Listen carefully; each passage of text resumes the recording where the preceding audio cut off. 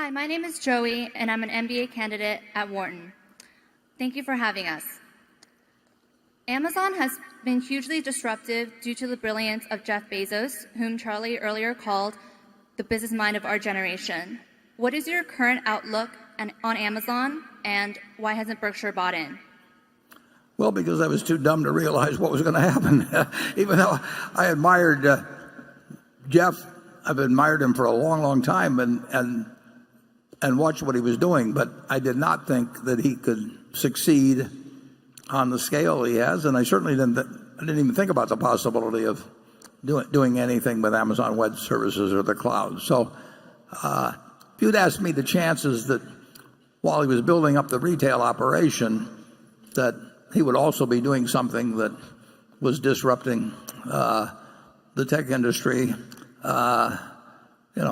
that would have been a very, very long shot for me. And I've really underestimated the brilliance of the execution. I mean, it's one thing to dream about doing this stuff online, but it takes a lot of ability. And you can read his 1997 annual report, and he laid out a roadmap, and he's done it in spades. And if you haven't seen his interview on Charlie Rose 3 or 4 months ago, charlierose.com, go to and listen to it, because you'll learn a lot. At least I did. So I just plain, it always looked expensive, and I really never thought that he would be where he is today. I thought he was really brilliant, but I did not think he would be where he is today when I looked at it 3, 5, 8, 12 years ago, whenever it may have been.